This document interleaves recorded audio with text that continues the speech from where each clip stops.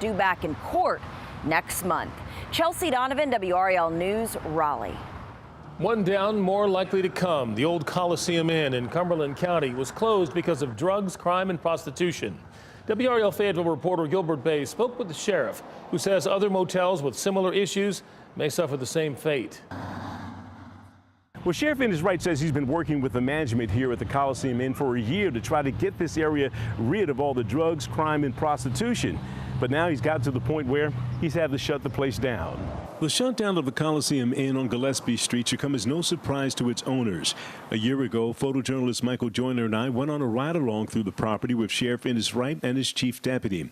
As we rode through the parking lot, we saw several examples of what the sheriff considered to be questionable activities that are spilling into nearby communities. We're not in the business shutting down business. You know, everybody has a right to earn a living.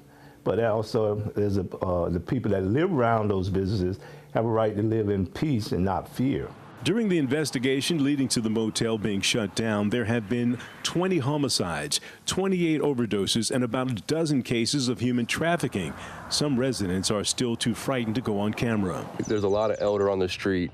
They're always dealing with the prostitution and trafficking, unwanted cars coming up and down. So with the Coliseum closing down, it does shut down a lot of it.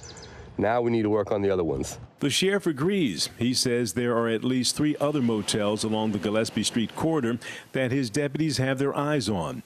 Residents like Samantha Wynn say she just wants folks who live on her block to feel safe. I think it's a good thing. Hopefully it doesn't deter them to other parts of this area, is my thought process on it. But I do think it's a start in the right direction. So they shouldn't have to live in fear like that. So I'm hoping this sends a message, like I say, to the other motels out there.